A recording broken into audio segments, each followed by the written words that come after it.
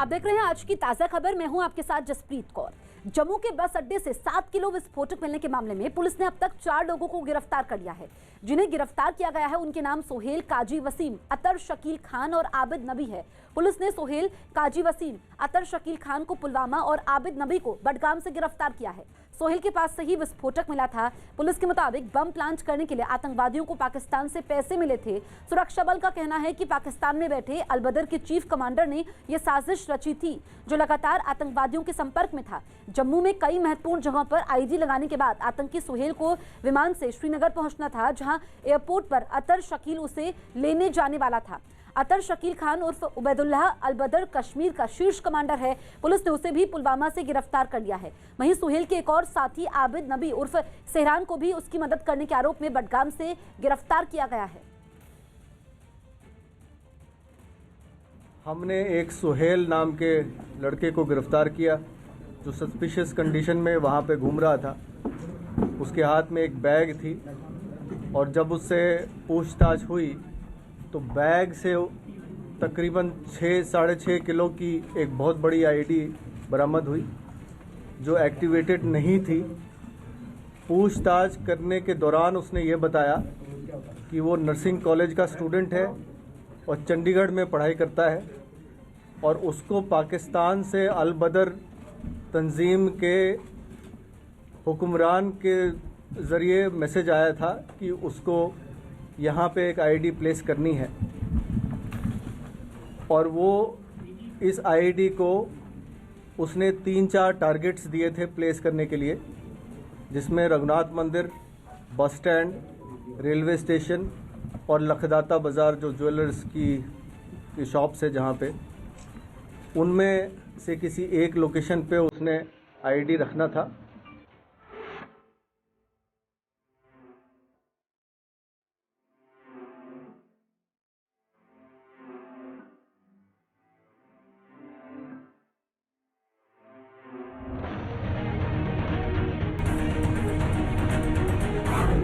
लश्कर की बड़ी साजिश नाकाम।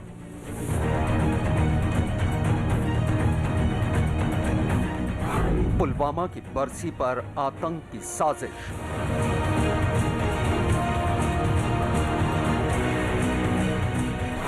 निशाने पर जम्मू का भीड़ वाला इलाका।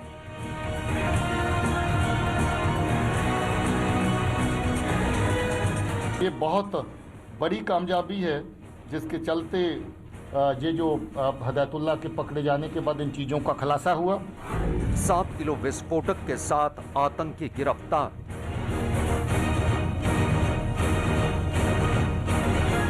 साल 2021 के 2 महीने भी पूरे नहीं हुए हैं, जम्मू कश्मीर पुलिस को बहुत बड़ी कामयाबी मिली है। पिछले शनिवार जैश ए मोहम्मद का आतंकवादी उन्होंने पकड़ा और कल लश्कर तैयबा का मिलिटेंट उन्होंने पकड़ा है। लेकिन आज आपको बता दें कि आज जो जम्मू बस स्टैंड से एक जखीरा बरामद हुआ है। एक बहुत बड़ा मंसूबा था जिसको अंजाम देना चाहते थे आतंकवादी, लेकिन वो यहाँ पर विफल होता नजर आ रहा है। दूसरी बरसी थी पुलवामा अटैक की और क्या मंसूबा था ये अभी तक पता नहीं चल पाया है, लेकिन किसी न किसी वारदात को वो अंजाम देने वाले थे। जम्मू कश्मीर पुलिस का सारा अमला और उसके आला अफसर यहाँ जिस बात का पर्दाफाश करने पहुंचे हैं, उसे सुनकर एक बार फिर पूरा देश दहल गया।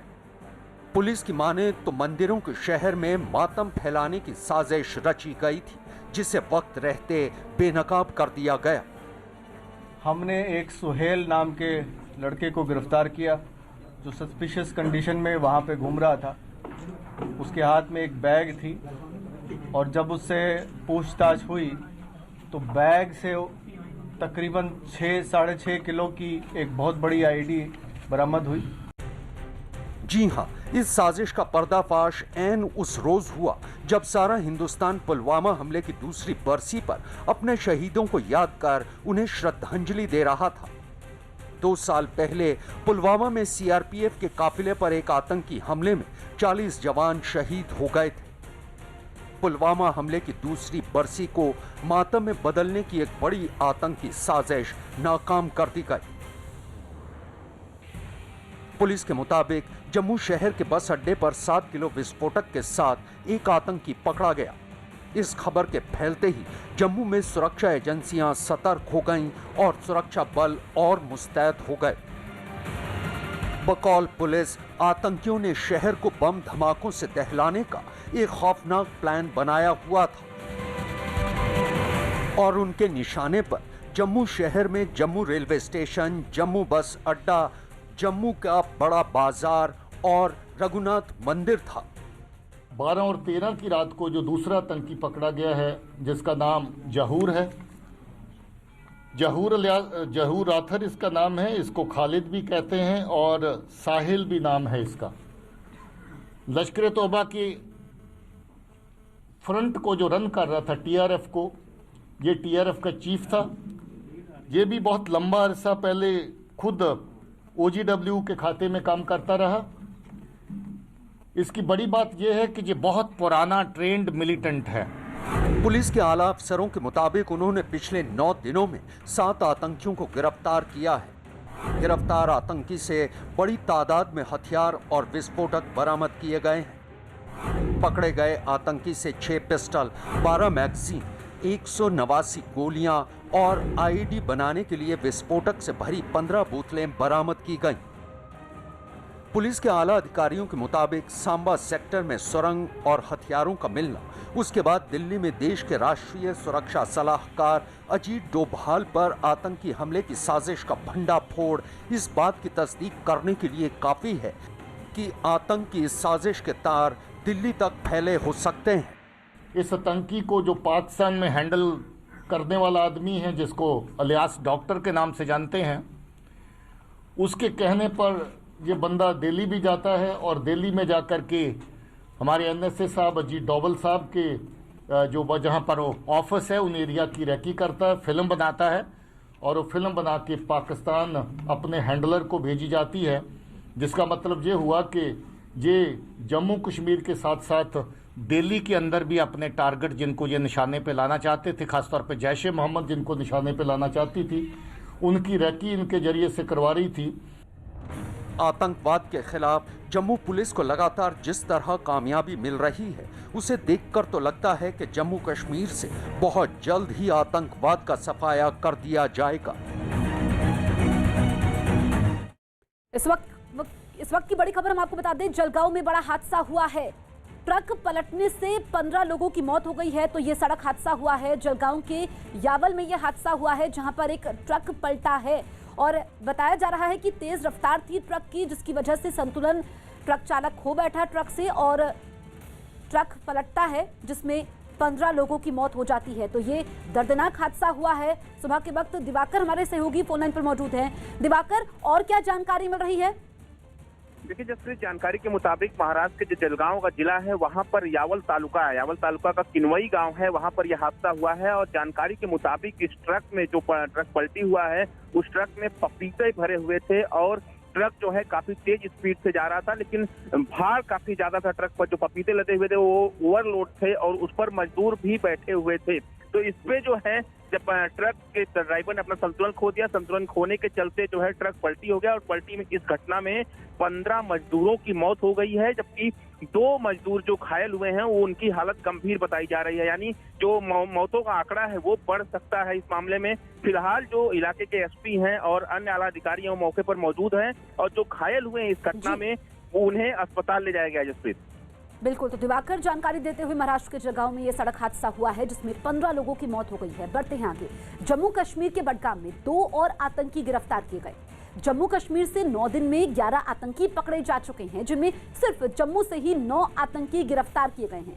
आतंकवादियों के इस तरह जम्मू की तरफ आने के पीछे सुरक्षा बल किसी बड़े हमले की साजिश की आशंका जता रहे हैं। सांबा पुलिस ने कल रामगढ़ के झंग से भारी मात्रा में हथियार, गोलियां और आईडी बरामद की है। पुलिस को 6 पिस्टल, 12 मैगजीन, 179 पिस्टल की गोलियां और 15 आईडी बनाने के बॉक्स मिले हैं।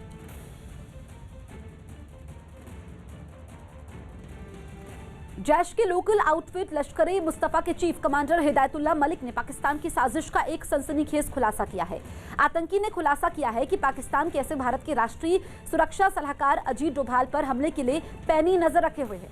इसके लिए पाकिस्तान ने डोभाल के दफ्तर की रेकी तक करवाई थी। आतंकी हिदायतुल्लाह मलिक ने इस रेकी की कई अहम वीडियो पाकिस्तान में जैश के हैंडलर को भेजे हैं। हिदायतुल्लाह मलिक को कुछ दिन पहले ही जम्मू कश्मीर पुलिस ने गिरफ्तार किया था। उसने पूछताछ के समय ये खुलासा किया है, आतंकी देश की राजधानी दिल्ली को भी निशाना बनाने की फिराक में थे। जम्मू कश्मीर के डीजीपी दिलबाग सिंह ने बताया कि बिहार से भारी मात्रा में हथियार जम्मू कश्मीर लाए जा रहे हैं। इस आतंकी को जो पाकिस्तान में हैंडल करने वाला आदमी है, जिसको अलियास डॉक्टर के नाम से जानते हैं, उसके कहने पर ये बंदा दिल्ली भी जाता है और दिल्ली में जाकर के हमारे NSA साहब अजीत डोभाल साहब के जो जहाँ पर ऑफिस है उन एरिया की रेकी करता है, फिल्म बनाता है और वो फिल्म बना के पाकिस्तान अपने हैंडलर को भेजी जाती है। जिसका मतलब ये हुआ कि ये जम्मू कश्मीर के साथ साथ दिल्ली के अंदर भी अपने टारगेट जिनको ये निशाने पे लाना चाहते थे, खासतौर पे जैश ए मोहम्मद जिनको निशाने पे लाना चाहती थी, उनकी रेकी इनके ज़रिए से करवा रही थी। और उस रेकी के बाद वहाँ पर भी इस तरह की दहशतगर्दी की कार्रवाइयाँ प्लान करने का मंसूबा पाकिस्तान की एजेंसी ने, खासतौर पे जैश ए मोहम्मद ने बना रखा था। चमोली आपदा में मौत का आंकड़ा 50 के पार पहुंचा। उत्तराखंड के तपोवन में कल 13 शव और निकाले गए, जिसके बाद मौत का आंकड़ा 51 हो गया। 7 फरवरी को चमोली में आपदा आई। जम्मू कश्मीर में 9 दिन में 11 आतंकी पकड़े गए, जिसमें सिर्फ जम्मू से ही 9 आतंकी गिरफ्तार हुए। सीएम योगी आज अभ्युदय योजना की शुरुआत करेंगे, जिसके लिए 50,000 छात्रों का चयन किया जा चुका है। इस योजना के तहत प्रतियोगी परीक्षाओं के लिए मुफ्त कोचिंग की व्यवस्था होगी। यूपी और एमपी के बाद अब गुजरात में भी लव जिहाद कानून बनाया जाएगा। एक सभा को संबोधित करते हुए सीएम विजय रूपाणी ने इसका ऐलान किया। नागपुर में केंद्रीय मंत्री नितिन गडकरी ने एक रेल ओवरब्रिज का उद्घाटन किया। राजस्थान के बारां में नकली नोट छापने के साजो सामान के साथ 3 लोगों को गिरफ्तार किया गया। पुलिस के मुताबिक ये 500 के नोट छापने की तैयारी में थे। यूपी के सीएम योगी ने वृंदावन में कल से शुरू हो रहे कुंभ मेले की तैयारियों की समीक्षा की। मथुरा में ये कुंभ मेला 40 दिन तक चलेगा। कांग्रेस महासचिव प्रियंका गांधी आज बिजनौर के चांदपुर में किसान पंचायत को संबोधित करेंगी। इससे पहले वो सहारनपुर में भी किसान पंचायत कर चुकी हैं। पुलवामा आतंकी हमले की दूसरी बरसी पर लुधियाना में किसान संगठन ने कैंडल मार्च निकाला। यूपी के हमीरपुर में 3 साल की एक बच्ची 10 फीट गहरे बोरवेल में गिर गई। यह हादसा उस वक्त हुआ जब ये बच्ची घर के पास खेल रही थी। हादसे की जानकारी मिलते ही पुलिस और प्रशासन की टीम वहां पर पहुंच गई और बोरवेल में फंसी बच्ची को निकालने की कोशिश तेज कर दी। सबसे पहले बोरवेल के नजदीक ही एक बड़ा गड्ढा खोदने का काम शुरू किया गया और फिर एक आदमी उस गड्ढे में जाकर बच्ची को निकालने की कोशिश करने लगा। गड्ढा खोदने का काम बड़े ध्यान से किया जा रहा था ताकि बच्ची को कोई चोट ना पहुंचे। हालांकि बोरवेल बेहद संकरा होने की वजह से बच्ची तक पहुंचना आसान नहीं था और बच्ची भी लगातार रोई जा रही थी। इसी बीच लोगों के कहने पर गड्ढे में मौजूद आदमी ने एक सफेद कपड़े से लड़की के हाथ में बांध दिया ताकि इसकी मदद से उसे ऊपर खींचा जा सके। इस बीच वहां मौजूद लोगों के जहन में बस एक ही बात थी कि बच्ची को किसी तरह का नुकसान ना हो और आखिरकार 3 घंटे की मशक्कत के बाद बच्ची को बोरवेल से निकाल लिया गया, जिसके बाद वहां मौजूद लोग खुशी के मारे ताली बजाने लगे। वहीं हमीरपुर के एसपी ने पुलिस टीम को उनके सराहनीय काम के लिए इनाम देने का ऐलान किया है। यूपी के प्रयागराज से हैरान करने वाली तस्वीरें सामने आई, जहां कुछ लोग बीच सड़क पर मारपीट करते नजर आए। आरोप है कि गाड़ी की पार्किंग को लेकर शुरू हुई बहस जल्द ही भड़क उठी और बात मारपीट तक पहुंच गई, जिसके बाद दोनों पक्ष तैश में आकर बीच सड़क पर ही उलझ गए। खुलेआम बीच सड़क पर लोग एक दूसरे पर डंडों से हमला करते नजर आए। मामूली बात को लेकर दोनों पक्ष एक दूसरे के खून के प्यासे नजर आए, जिसको जो मिला वो उसी के साथ इस जंग में शामिल हो गया। करीब आधे घंटे तक बीच सड़क पर ये लोग तांडव मचाते रहे। इस मारपीट के समय आसपास कई लोग मौजूद रहे, लेकिन किसी ने भी झगड़े को शांत करवाने की कोशिश नहीं की। हालांकि काफी जद्दोजहद के बाद झगड़ा शांत हुआ। मारपीट की इस घटना में दोनों पक्षों के 9 लोग घायल हो गए। यूपी के मुरादाबाद से दिल लहराने वाली कुछ तस्वीरें सामने आई, जिनमें कुछ लोग एक बाइक सवार को बेरहमी से पीटते दिखाई दिए। पिटाई की यह वारदात घटनास्थल पर लगे सीसीटीवी कैमरे में रिकॉर्ड हो गई, जिसमें दिखा कि कुछ लोगों ने मिलकर बाइक से जा रहे एक लड़के को रोका और बेरहमी से लात घूंसों से पीटना शुरू कर दिया। इतने से भी उनका मन नहीं भरा तो लड़के को जमीन पर गिराकर पीटना शुरू कर दिया। लड़के ने भागने की कोशिश की तो उनमें से एक ने लड़के का पीछा कर बेल्ट से पीटना शुरू कर दिया। पीछे से 2 और लड़के आ गए और भाग रहे लड़के को पकड़कर पीटने लगे। हैरानी की बात यह कि बाइक ओवरटेक करने की मामूली बात पर यह सरेआम पिटाई हुई। मारपीट को अंजाम देने के बाद सभी लड़के वहां से फरार हो गए। इसी बीच पीड़ित ने अज्ञात बदमाशों के खिलाफ केस दर्ज करवाया है। यूपी के हरदोई में जांच करने पहुंचे एक दारोगा पर गुंडागर्दी करने का आरोप लगा है। दारोगा पर 2 लोगों को पीटने का भी आरोप है। और इस पिटाई से खफा गांव वाले जब इकट्ठा हो गए तो दारोगा ने अपनी पिस्तौल चलाने की धमकी दे दी। मारना उखाड़ तुझे दिखाऊंगा ना। इसके बाद गांव वालों पर धौंस दिखाने के लिए दारोगा ने हवा में फायरिंग भी की। गोली मार रहा हूं तुम। 2 भाइयों में लेन देन को लेकर हुए विवाद में जांच करने पहुंचे दारोगा ने खुद ही विवादों को न्योता दे दिया। इसी बीच किसी ने दारोगा का मोबाइल ले लिया। लूट का मुकदमा काम करा, मोबाइल आपका मिल जाएगा। मामले का वीडियो वायरल होने और पीड़ित परिवार की शिकायत के बाद एसपी ने दारोगा को लाइन हाजिर कर विभागीय जांच के आदेश दे दिए हैं। इनके विरुद्ध कार्रवाई के लिए विभागीय जांच के आदेश एसपी महोदय द्वारा दिए गए हैं। हालांकि दारोगा का कहना है कि गांव वालों ने भी उसे घेर कर पीटा, इसलिए उसने आत्मरक्षा के लिए गोली चलाई। दिल्ली के सीएम की बेटी से ठगी करने वाले पकड़े गए। दिल्ली के सीएम केजरीवाल की बेटी के साथ ऑनलाइन ठगी करने के आरोप में 3 लोगों को गिरफ्तार किया गया। आरोपियों की पहचान कपिल, मानवेंद्र और साजिद के तौर पर हुई। कर्नाटक की डिप्टी सीएम लक्ष्मण सवदी ने राम मंदिर के लिए 10 लाख रुपए दान दिए। ग्रेटर नोएडा में पुलिस ने मुठभेड़ के बाद 3 गौ तस्करों को गिरफ्तार करने का दावा किया। इनमें एक इनामी बदमाश भी शामिल है। जयपुर में आरएसएस नेता इंद्रेश कुमार बोले, दुनिया से पाकिस्तान का वजूद ही मिट जाएगा। पंजाब के होशियारपुर में बीजेपी नेता पर हमला करने का आरोप किसानों पर लगा। यूपी के प्रयागराज में पार्किंग को लेकर 2 पक्ष आपस में भिड़ गए, जिसमें 9 लोग घायल हो गए। यूपी के रायबरेली में सीओ अंजनी कुमार शिवपाल यादव के पैर छूते दिखाई दिए। ये वीडियो सोशल मीडिया पर वायरल हो गया। हैदराबाद में डीआरडीओ के चीफ जी सतीश रेड्डी ने long range surface to air missile भारतीय नौसेना को सौंप दी। ये मिसाइल डीआरडीओ और आईआई इजराइल ने मिलकर तैयार की है। राहुल गांधी पुदुचेरी में 17 फरवरी से चुनाव प्रचार शुरू करेंगे। यूपी के एटा में पहचान छिपाकर ग्राम प्रधान बनने वाली महिला को गिरफ्तार किया गया। पुलिस के मुताबिक महिला 35 साल पहले पाकिस्तान से आई थी, जो फिर वापस नहीं गई। टीएमसी के लिए विधानसभा चुनावों की राहें हरगिज आसान नहीं है। एक तो पार्टी लोकसभा चुनावों में पहले ही बड़ा वोट बैंक हार चुकी है और अब जिस तरह से विरोधी उनके खिलाफ मुखर हैं, उसने उनकी परेशानी को और बढ़ा दिया है।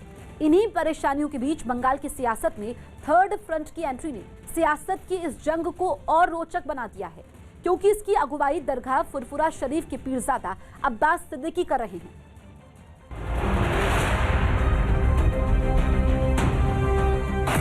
बंगाल की सियासत में बदलाव का समीकरण, विधानसभा चुनाव से पहले पीरजादा का पॉलिटिकल प्लान, तीसरे मोर्चे का तिकड़म किस पर पड़ेगा भारी। उत्तर 24 परगना में पीरजादा अब्बास सिद्दीकी की भले ही ये पहली चुनावी जनसभा है, लेकिन इस पहली जनसभा में अब्बास सिद्दीकी के आक्रामक तेवरों पर बंगाल की तमाम सियासी पार्टियों की नजरें टिकी थी, खासकर मौजूदा सीएम ममता बनर्जी की, क्योंकि दावा यही किया जा रहा है कि बंगाल में बदलाव की बयार लाने के लिए तीसरा मोर्चा भी अपनी ताल ठोक चुका है। राजनीतिक विश्लेषक ये मानते हैं कि ये मोर्चा जीते या ना जीते, लेकिन ममता का नुकसान तय है। पश्चिम बंगाल चुनाव में ये पहला ऐसा मौका है जब तीसरे मोर्चे के गठन की तैयारी की जा रही है या फिर चौथे राजनीतिक गठबंधन की जमीन रखी जा रही है, और इस तरीके की जो सभा है उसके जरिए यह कोशिश शुरू की गई है। अब सबकी नजर जनता पर है कि किस तरीके से वह इस फ्रंट की कोशिश को समझती है और क्या इस फ्रंट का जो कमाल है या असर है वो इस चुनाव में देखने को मिलेगा। अब्बास सिद्दीकी पश्चिम बंगाल के राजनीतिक समीकरण पर असर रखने वाली दरगाह फुरफुरा शरीफ में धर्म गुरु का ओहदा रखते हैं, लेकिन सियासत की समझ उन्हें कितनी है, इस बात का अंदाजा उस सवाल के जवाब से लगाइए जो सवाल न्यूज़ 18 इंडिया की टीम ने उनसे पूछा। बड़ा दुश्मन यानी टीएमसी है? देखिए, हम तो ही बोल रहे, जो जाहिर में दिखाई देता है जो मैं आपको मार देंगे वो तो दुश्मन हमको मालूम है, जो दोस्त बन के आते हैं और पीछे से छुरी मार देता है वही बड़ा दुश्मन है। ये बताइए कि बीजेपी के बारे में क्या ख्याल है? देखिए, बीजेपी के बारे में हमारा जो ख्याल है, अभी बंगाल में जो बीजेपी आ रहा है इसके पीछे ममता बनर्जी पूरा हाथ है। नहीं तो बंगाल का जो मिट्टी है, यहाँ का जो मिट्टी से यहाँ का जो आदिवासी दलित मुस्लिम है, यहाँ का मिट्टी बहुत शांत मिट्टी है।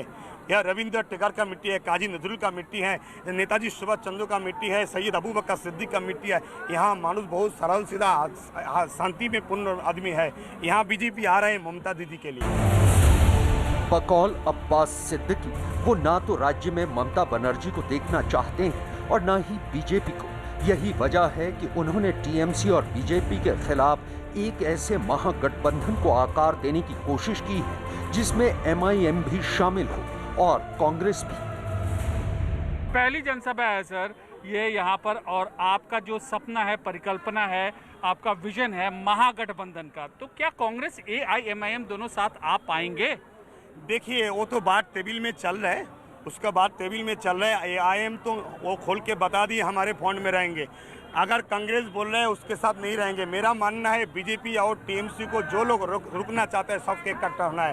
टेबल में बात चलते है, आखिर में क्या होता है देखते हैं। इतना ही नहीं, दावा तो ये भी किया जा रहा है कि ये तीसरा मोर्चा जिन जिन सीटों पर चुनाव लड़ेगा उनमें से ज्यादातर सीटों पर उसे जीत हासिल होगी। कितने सीटों पर आप लड़ने की तैयारी कर रहे हैं, हमें गणित समझाइए। देखिए अभी तो खोल के सीट का कोई संख्या तो नहीं बता पाएंगे, मगर हमारे पोजीशन बहुत ज़्यादा हो गए। अभी बहुत जगह से आदमी लोग चाह रहे हैं जहां आपके साथ जुड़ेंगे, आपका पार्टी करेंगे। इसी हिसाब से हमारा पोजीशन बहुत अच्छा है। अभी खोल के बता नहीं पाएंगे संख्या का। ओवैसी की भूमिका इस पूरे चुनाव में क्या होगी? देखिए वो तो ऐसी साफ बता पाएंगे, हमको तो मालूम नहीं। अब्बास सिद्दीकी क्या मुख्यमंत्री का चेहरा होंगे या परिस्थिति परमिटेशन कॉम्बिनेशन हुआ तो? नहीं, हम मुख्यमंत्री नहीं, हम नेता बनाएंगे।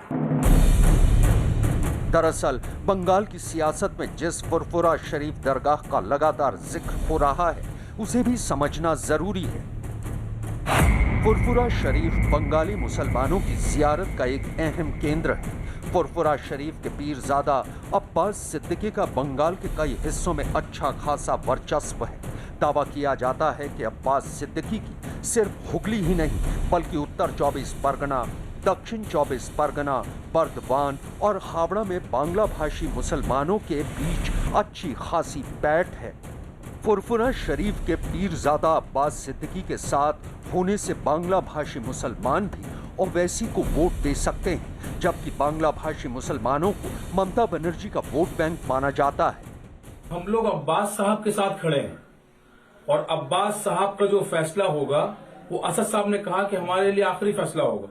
अब्बास साहब फैसला करें कहाँ क्या करना है, किस तरीके से लड़ना है, क्या फ्रंट बनाना है। हमारा स्टैंड जो है अब्बास साहब के साथ है।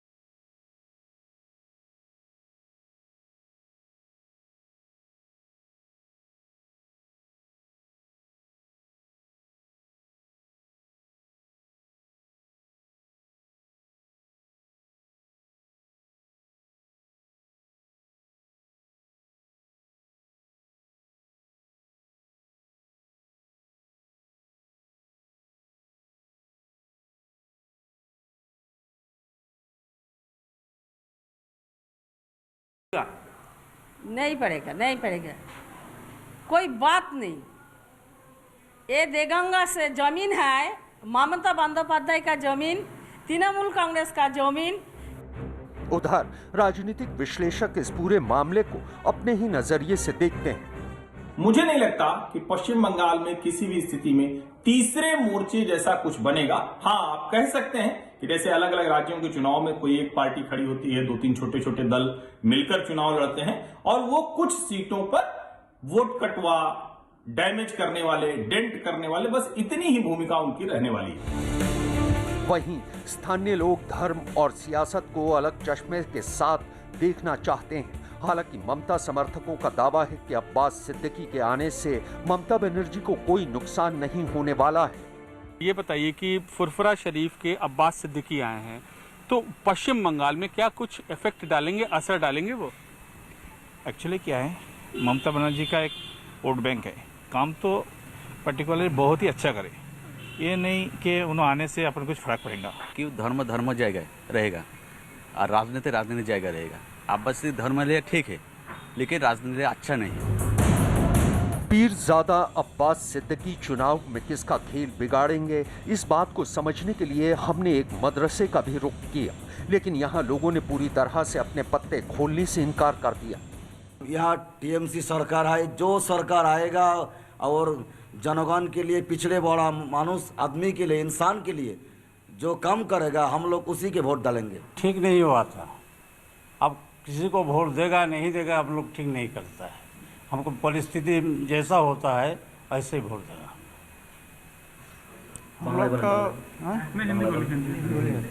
हम लोग का राजनीति से कोई ताल्लुक नहीं है। हम लोग ऐसे यहाँ का आम बंगाल का हम लोग को तो आम आदमी है, तो मतलब राजनीति का मोड़ जिधर घूरेगा उधर हम लोग वोट देने के लिए तैयार हैं। फैसला कांग्रेस आला कमान को लेना है। हालांकि पश्चिम बंगाल कांग्रेस ने भी तीसरे मोर्चे में शामिल होने का इशारा कर दिया है। कांग्रेस और लेफ्ट का अलायंस नहीं है, ये हर सेकुलर फोर्स का अलायंस है।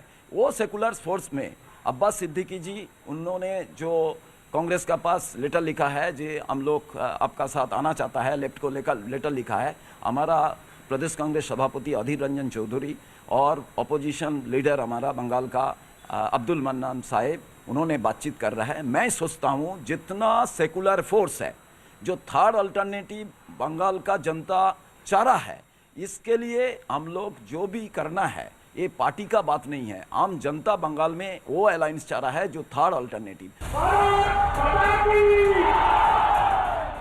इन तमाम बातों के इतर बीजेपी पूरे आत्मविश्वास के साथ चुनावी मैदान में अपना दम दिखा रही है। पार्टी का दावा है कि कोई कितनी ही गणित क्यों न कर ले, बंगाल से ममता बनर्जी की विदाई तय है। सीपीएम को, कांग्रेस को आइए साथ मिलकर के बीजेपी के खिलाफ लड़ें। बिल्कुल सही है परिस्थिति ऐसी। और एक बात समझना पड़ेगा कि ये खाली तापस राय का नहीं है, ये सरकार का आह्वान है, क्योंकि टीएमसी का हाईकमांड बिना अनुमति के किसी का हिम्मत नहीं कि कोई स्टेटमेंट दे। इसलिए पार्टी का स्टेटमेंट है कि टीएमसी समझ गई अकेले बीजेपी के खिलाफ लड़के जीतना मुश्किल है, परिवर्तन होने ही वाला है। मैं भी उनको बोलता हूं कि बात सही है, आप सारे लोगों को साथ लेके बीजेपी के खिलाफ लड़िए। हम भी लड़ने के लिए तैयार हैं और बंगाल में परिवर्तन करने के लिए तैयार है। जाहिर है इस चुनावी रस्साकसी के बीच मुश्किल इस वक्त सबसे ज्यादा टीएमसी के सामने ही है, क्योंकि बंगाल में तीसरे मोर्चे की थोड़ी भी सफलता टीएमसी का खेल खराब कर सकती है और इसका सीधा फायदा बीजेपी को हो सकता है। रूस की राजधानी मॉस्को में हुई भारी बर्फबारी ने पिछले कई सालों का रिकॉर्ड तोड़ दिया। मौसम के इस बिगड़े मिजाज की वजह से वहां के ज्यादातर लोग अपने घरों में कैद होने को मजबूर हो गए, क्योंकि बाहर चारों तरफ बर्फ ने डेरा जमा लिया। आसमान से सफेद रुई की तरह गिरती बर्फ की वजह से वहां सब कुछ धुंधला नजर आने लगा। सड़कों पर खड़ी गाड़ियां और वहां के सभी रास्ते बर्फ में समाये नजर आए। घरों और दुकानों के आगे इतनी बर्फ जमा हो गई कि कुछ लोग तो खुद ही फावड़े से इसे हटाने में लग गए। सड़कों पर बर्फ जमा होने की वजह से गाड़ियों की रफ्तार बेहद धीमी पड़ गई। लोगों के मकान और पेड़ पौधों पर बर्फ का कब्जा हो गया। सामने आई एक तस्वीर में एक आदमी अपनी गाड़ी की छत पर जमा बर्फ को हटाता दिखाई दिया।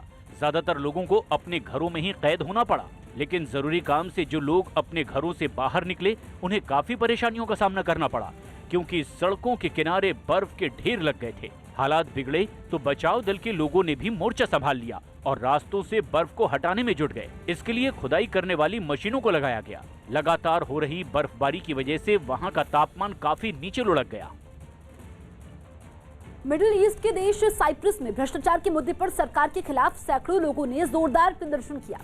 कोरोना की वजह से वहां 4 से ज्यादा लोगों के एक जगह जमा होने पर पाबंदी लगी है। लेकिन इसकी किसी ने परवाह नहीं की और ये लोग नियमों को तोड़ते हुए राजधानी निकोसिया की सड़कों पर जम गए। हालात बिगड़े तो सुरक्षा बल के जवानों ने भी मोर्चा संभाल लिया और उन्हें खदेड़ने के लिए उन पर पानी की बौछार कर दी। इसके बाद प्रदर्शनकारी भी अड़ गए। कार्रवाई से डरने की बजाय वो पहले से ज्यादा मजबूती के साथ जवानों के सामने डट गए और सरकार के खिलाफ नारे लगाने लगे। प्रदर्शन में शामिल कई लोगों ने ड्रम और तालियां बजाकर भी अपनी नाराजगी जाहिर की। लॉकडाउन के नियमों को तोड़ने के आरोप में करीब 16 प्रदर्शनकारियों पर कार्रवाई भी की गई। उत्तराखंड के चमोली जिले में हुई तबाही के 8 दिन बीत जाने के बाद भी तपोवन टनल में शवों के मिलने का सिलसिला जारी है। 7 फरवरी को आए सैलाब ने चमोली जिले के रैणी गांव और तपोवन में जबरदस्त तबाही मचाई और टनल के अंदर काम कर रहे कई लोग लापता हो गए और उनमें कई लोगों की मौत हो गई। तपोवन टनल में लगातार जिंदगी तलाशने का काम जारी है, लेकिन इस बीच बुरी खबर ये कि एक और शव बरामद हुआ है। इस शव को मलबे के अंदर से निकाला गया और पोस्टमार्टम के लिए भिजवा दिया गया।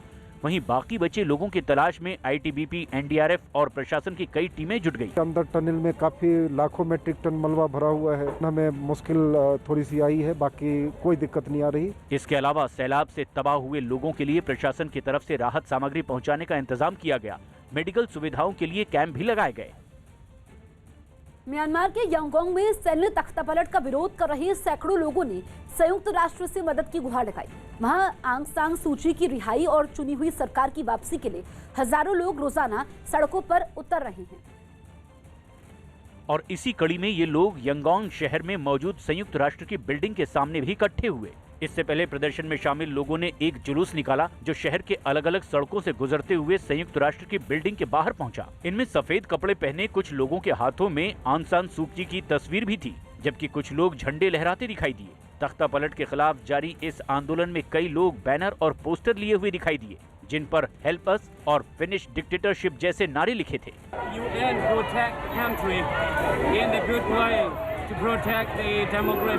प्रदर्शनकारियों ने यूएन के अलावा अमेरिका से भी सैन्य शासन के खिलाफ ठोस कदम उठाने की अपील की। पंजाब के फिरोजपुर में अकाली दल के कार्यकर्ताओं ने प्रदर्शन किया। इन लोगों ने कांग्रेस के कार्यकर्ताओं पर निकाय चुनाव में धांधली का आरोप लगाया और अपनी नाराजगी जाहिर करने के लिए सड़क पर उतर आए। इससे पहले अकाली दल के कार्यकर्ताओं ने अपनी शिकायत भी दर्ज करवाई, लेकिन जब मामले का हल नहीं निकला तो इन लोगों ने सड़क पर बैठकर नारेबाजी की। अकाली दल ने आरोप लगाया कि कांग्रेस के समर्थक पोलिंग बूथ में घुसकर जबरन वोट डलवा रहे हैं। हालात बिगड़े तो कुछ पुलिस वाले भी घटना वाली जगह पहुंच गए और मसले को सुलझा लेने का दावा किया। इन्होंने कांग्रेस वालों ने सारा जो बूथ कैप्चरिंग सारी की है। इसके साथ ही पुलिस ने ये भी दावा किया कि मतदान केंद्र के अंदर सब कुछ शांतिपूर्ण है। कोई इशू आया सी वो सॉल्व कर लिया गया है एंड होपफुली जो बिल्कुल सारा ठीक है। दिल्ली में रसोई गैस महंगी हो गई। दिल्ली में घरेलू गैस सिलेंडर 50 रुपए महंगा हो गया। अब एक सिलेंडर की कीमत 769 रुपए हो गई। राजस्थान के श्रीगंगानगर में 3 ड्रग्स तस्करों को गिरफ्तार किया गया। ये 7 फरवरी को पाकिस्तान से आई ड्रग्स लेकर सीमा से फरार हो गए थे। यूपी के मेरठ में एक बिल्डर को धमकी देकर 20 लाख रुपए मांगे गए। धमकी भरी चिट्ठी देने आए एक बदमाश वहां लगे सीसीटीवी कैमरे में कैद हो गया। मलप्पुरम लोकसभा सीट पर उपचुनाव केरल विधानसभा चुनाव के साथ ही होगा। इसकी घोषणा मुख्य चुनाव आयुक्त सुनील अरोड़ा ने की। यूपी के प्रयागराज में सेना के लेफ्टिनेंट सैयद आरिफ हुसैन और उनकी मां की सड़क हादसे में मौत हो गई। परिवार कार से बंगाल लौट रहा था। मध्य प्रदेश के छतरपुर में जहरीली शराब पीने से 3 दिन में 4 लोगों की मौत हो गई। आखिरकार 10 महीने बाद ही पर चीन को पैंगोंग से पीछे हटना ही पड़ा। पैंगोंग के जिस इलाके से चीन वापस हट रहा है उस हकीकत का गवाह बना news 18 India. News 18 India ground zero यानी पैंगोंग के उस इलाके में गया जहां चीन ने घुसपैठ करने की हिमाकत की थी, लेकिन भारतीय सेना के शूरवीरों ने उसे ऐसा सबक सिखाया कि उसकी सारी हेकड़ी निकल गई।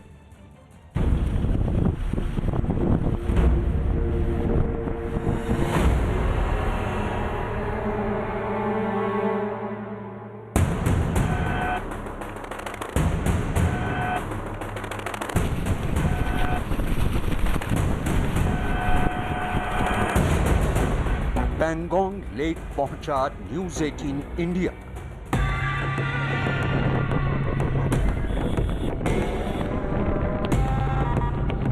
इस वक्त हम लोग मौजूद हैं पैंगोंग लेक पर।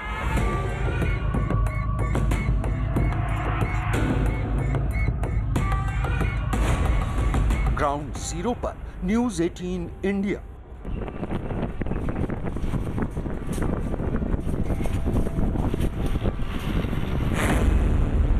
भारत के आगे कैसे झुका ड्रैगन।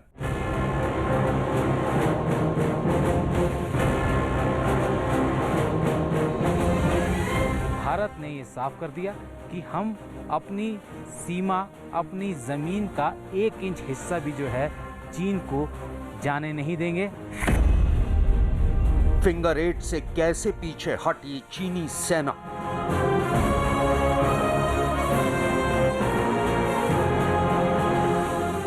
ये जो फिंगर एरिया है, फिंगर एरिया में भी जो है अब धीरे धीरे जो है चीन ने अपने सैनिकों को कम करना शुरू किया है। डिसएंगेजमेंट की इनसाइड स्टोरी।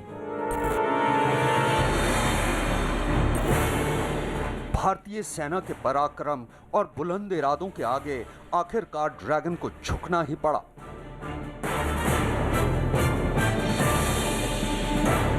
दस महीने तक एलएसी पर आजमाए हर हथकंडे के नाकाम होने के बाद चीन की सेना को आखिरकार वापस हटना ही पड़ा। पूर्वी लद्दाख के पेंगोंग झील इलाके में भारतीय जांबाजों के फौलादी इरादों के आगे आखिरकार चीन की सेना को अपनी जिद छोड़नी ही पड़ी। भारतीय सेना के शौर्य, पराक्रम और जीत की गवाह बनी ये तस्वीरें। इन तस्वीरों में आप साफ देख सकते हैं कि कैसे पूर्वी लद्दाख के पेंगोंग इलाके के फिंगर 8 से चीन की सेना के बैटल टैंक वापस जा रहे हैं। भारत की इस जीत का गवाह न्यूज 18 इंडिया भी बना और ग्राउंड जीरो यानी पेंगोंग के उस इलाके में पहुंचा जहां महज कुछ दिन पहले तक चीन की सेना डेरा डाले बैठी थी।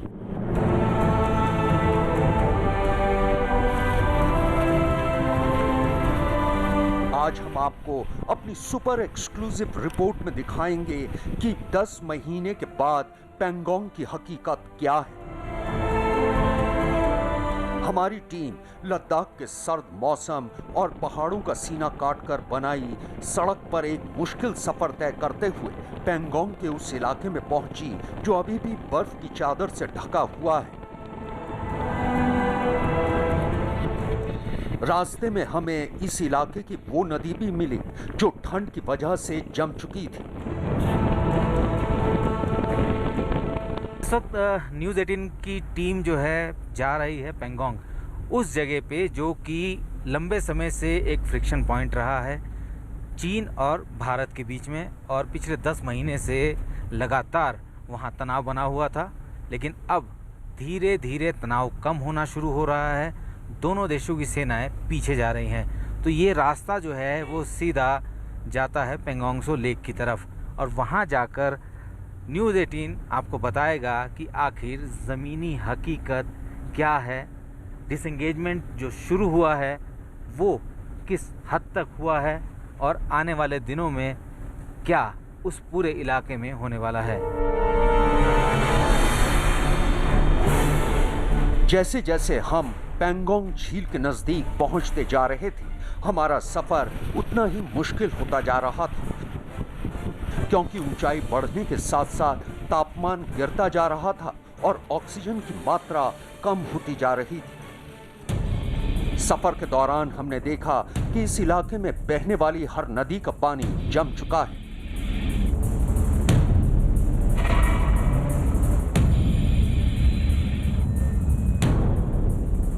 ग्राउंड जीरो यानी पेंगोंग झील पहुंचने पर हम और भी हैरान रह गए, क्योंकि 135 किलोमीटर लंबी झील पूरी तरह से बर्फ में तब्दील हो चुकी थी। भारत और चीन के बीच लगातार 10 महीने से जो तनाव था वो अब खत्म होता नजर आ रहा है, और न्यूज़ 18 इंडिया की टीम इस वक्त पहुंची है ग्राउंड जीरो पर। जी हां, इस वक्त हम लोग मौजूद हैं पेंगोंग लेक पर। आप देख सकते हैं ये पेंगोंग लेक है और ये पूरी तरह से अभी जमी हुई है। ये हिस्सा भारतीय इलाके का हिस्सा है, यहीं से शुरुआत होती है, और आप सामने देख सकते हैं जितनी पहाड़ियां हैं, पीक्स है, वहीं जो है वो फिंगर एरिया कहलाता है। और वहीं जो है सबसे पहला डिसएंगेजमेंट जो है इस इलाके में, यानी कि ये जो नॉर्थ बैंक है यहाँ पे शुरू हुआ है। चीन की सेना जो है अपनी टुकड़ियों के साथ ऊंची चोटियों पर अब भी जमी हुई है, जिनको धीरे धीरे पीछे जाना है। दूर दूर तक दिखने वाली ये बर्फ की चादर दरअसल पैंगोंग लेक ही है और यहीं पर पिछले 10 महीने से चीन और भारत की सेना आमने सामने डटी थी।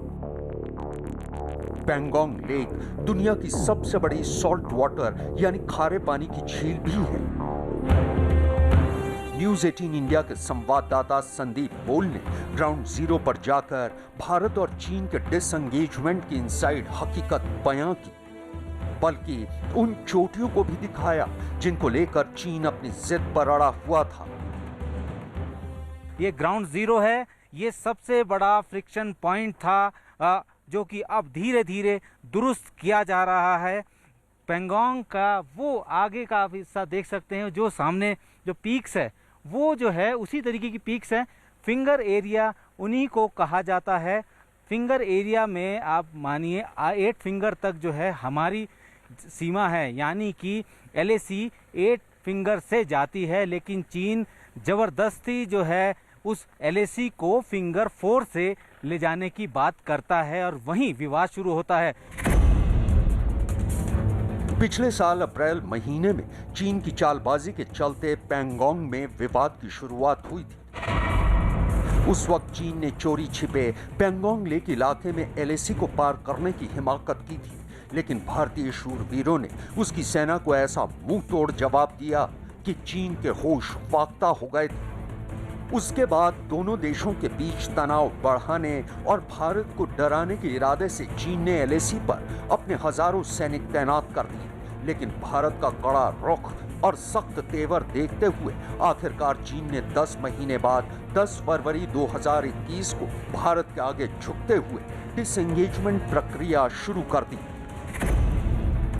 हम जहां खड़े हैं ये पैंगोंग का सदर्न बैंक है और चूंकि ये इलाका जो है झील जो है जहाँ से शुरू होती है ये वो इलाका है और यहाँ से जहाँ पे टैंक रेजिमेंट यानी कि स्पांगुर गैप की बात करें जहाँ चीन की टैंक रेजिमेंट जो है तैनात थी और 10 तारीख को दोनों देशों के बीच जो समझौता हुआ उसके बाद जो है टैंक्स जो है पीछे जाने शुरू हुए। यहीं से अगर आप 50 से 60 किलोमीटर आगे चले जाएं तो वो इलाका यहीं से पड़ता है और वहीं से जो है बड़े जो हैवी आर्मर्ड व्हीकल हैं, टैंक हैं, बख्तरबंद गाड़ियां हैं, उनको पीछे हटाना शुरू किया जा चुका है, क्योंकि भारतीय सेना ने जिस तरीके से उन चोटियों पर अपनी पकड़ मजबूत की थी, चीन के जो है होश फाख्ता हो गए थे। डिसएंगेजमेंट की प्रक्रिया शुरू हो चुकी है और समझौते के मुताबिक चीन सेना के टैंक विवादित जगह से पीछे जाना भी शुरू कर चुके हैं। खबर के मुताबिक अगले 15 से 20 दिन में डिसएंगेजमेंट का पहला फेज खत्म भी हो जाएगा, यानी चीन की सेना फिंगर 8 के पीछे चली जाएगी और भारतीय सेना फिंगर 3 पर बने अपने परमानेंट बेस पर आ जाएगी। जो हमारे सैनिक हैं वो 100 डिग्री सेल्सियस के गैप को फिल करते हैं। हमारा सैनिक 50 डिग्री सेल्सियस में भी ड्यूटी करता है और -50 डिग्री सेल्सियस में भी ड्यूटी करता है, यानी कि -50 से +50 100 डिग्री सेल्सियस को वो बीट करता है। हमारे सैनिक का मुकाबला दुनिया में कहीं नहीं है। दुनिया में कोई नहीं है। लेकिन भारत माता की जय, भारत माता की जय। दरअसल भारतीय सेना ने लद्दाख में ऐसा इंफ्रास्ट्रक्चर तैयार कर लिया है जिसकी बदौलत वो 12 महीनों किसी भी मौसम और हालात में आसानी से सरहद पर तैनात अपने जवानों तक रसद और हथियार पहुंचा सकती है। ये भी एक बड़ी वजह है कि भारत की ऐसी तैयारी देखकर चीन घबरा गया और पैंगोंग में उसकी सेना को वापस हटना पड़ा। यानी भारतीय शूरवीर अब भी पैंगोंग में मजबूती से डटे हैं।